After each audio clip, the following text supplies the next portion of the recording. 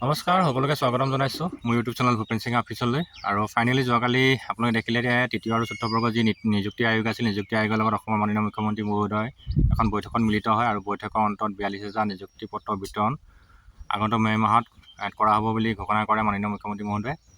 ভাল খবৰ। বহুতে আশা কৰি আছিলে যে তৃতীয় আৰু চতুৰ্থ বৰ্গৰ আৰু কি প্ৰক্ৰিয়াটো কিমান দূৰ আগবাঢ়িছে বা কেতিয়া শেষ হ'ব। গতিকে যোৱাকালি মাননীয় মুখ্যমন্ত্ৰী মহোদয়ে ঘোষণা কৰি দিলে। আৰু লগতে বহুতে সুধি আছে দাদা যে ফৰেষ্টৰ যিটো ইণ্টাৰভিউ হৈ গৈছিলে, সেই ইণ্টাৰভিউটো কাট অফ মাৰ্ক কেতিয়াকৈ মাৰিব, বা ফৰেষ্ট গাৰ্ডৰ ফৰেষ্ট বেটেলিয়ন লগতে এক্সাইজ জেইলডৰ সেইসকলৰ ৰিটেন টেষ্ট কেতিয়াকৈ হ'ব। গতিকে যিমান দূৰ সম্ভৱ এই এপ্ৰিলৰ ফাৰ্ষ্ট উইকতে আপোনালোকে আপোনালোকৰ যিটো কাট অফ মাৰ্ক লিষ্টখন দেখিবলৈ পাব। আৰু যিমান দূৰ সম্ভৱ কাট অফ মাৰ্ক লিষ্ট নামাৰিলেও আপোনালোকে ৰিটেন টেষ্টৰ কাৰণে নটিচ আহিব।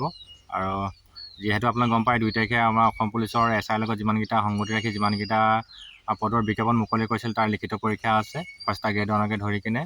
তাৰপিছতে আপোনালোকৰ ফৰেষ্ট গাৰ্ড আৰু ফৰেষ্ট বেটেলিয়ন এক্সাইজ জেইলডৰ তেওঁলোকৰ কাট অফ মাৰ্ক মাৰিব, তেওঁলোকৰ নটিচ আহিব। সকলোৱে ৰেডি হৈ থাকক, ৰিটেনৰ কাৰণে খুব প্ৰিপেৰেশ্যন কৰি থাকক। আৰু যিমান দূৰ সম্ভৱ বহাগ বিহুৰ আগে আগে ইয়াৰ ৰিটেন টেষ্টটো অনুষ্ঠিত কৰিব। তাৰপিছতে আপোনালোকৰ আকৌ যে ফৰেষ্ট গাৰ্ড আৰু অন্যান্য কিছুমানৰ আকৌ ফৰেষ্টাৰৰ আছে, ৱাকিং টেষ্ট আছেই। আৰু আছাম পুলিচৰ আকৌ ফিজিকেল পাতিব লাগিব। গতিকে প্ৰক্ৰিয়াটো খুব ফাষ্ট হ'ব। যিহেতু মে' মাহত গোটেইখিনি আপোনালোকৰ এপইণ্টমেণ্ট ইছ্যু কৰিব।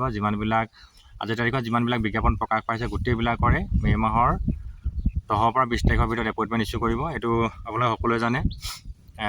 গতিকে খুব ভাল খবৰ। সকলোৱে প্ৰিপেৰেশ্যন কৰি ৰাখক। আৰু কাট অফ মাৰ্ক কিমান আহিব কি কথা মই ইতিমধ্যে আপোনালোকক মোৰ ইয়াত আগৰ ভিডিঅ' দি থৈ দিছোঁ, সেইটো আপোনালোকে চাব পাৰে। লগতে টিচাৰৰ পৰা আৰম্ভ কৰি ছেৰিকালচাৰ হওক বা পঞ্চায়ত গ্ৰাম উন্নয়ন বিভাগ ইত্যাদি অনেক আৰু বহুত পোষ্টবোৰ এপ্লাই হৈছিলে, সেইবিলাকৰ আপোনালোকৰ এক্সামবিলাক ক্ৰমান্বয়ে এই মাহতে এপ্ৰিল মাহতে অনুষ্ঠিত কৰিব। গতিকে সকলোবোৰ প্ৰিপেৰেশ্যন কৰি ৰাখক। যিসকলে যিহত এপ্লাই কৰি থৈছে গোটেই প্ৰক্ৰিয়াটো এপ্ৰিল মাহতে সম্পূৰ্ণ কৰিব। আপোনালোকে চাই থাকিব যিমানবিলাক নিযুক্তি প্ৰক্ৰিয়া আৰম্ভ হৈছে বিজ্ঞাপনৰ পৰা, গোটেই নিযুক্তি প্ৰক্ৰিয়াৰ ইণ্টাৰভিউবিলাক এপ্ৰিল মাহতে শেষ হ'ব। আৰু তাত মে' মাহলৈ কোনো নাথাকে, জাষ্ট মে' মাহত আপোনালোকৰ তাৰ সম্পূৰ্ণ তালিকাবিলাকহে দেখিবলৈ পাব যিবিলাক ফাইনেল লিষ্ট মাৰিছে। তো খুব ভাল লাগিছে। অন্ততঃ যি 40,000 হওক বা 42,000 হওক নিযুক্তি পত্ৰ নতুনকৈ নিবনুৱা সংস্থাপন পাব, খুব ভাল লাগিছে। আৰু যিসকলে পাব সেইসকলৰ মুখত হাঁহি থাকিবই। লগতে যিসকল নাপালে তেওঁলোকে চেষ্টা কৰিব নেক্সট কিবা পৰ্যায়ত কিবা এটা পাবলৈ, যে আপোনালোকে নাভাবিব যে এইটো পাবই লাগিছিলে বা মই পাম বুলি ভাবিছিলোঁ। গতিকে নেক্সট ট্ৰাই কৰিব, নতুন উদ্যমেৰে সফল হোৱাৰ কামনা কৰিছোঁ। আৰু লগতে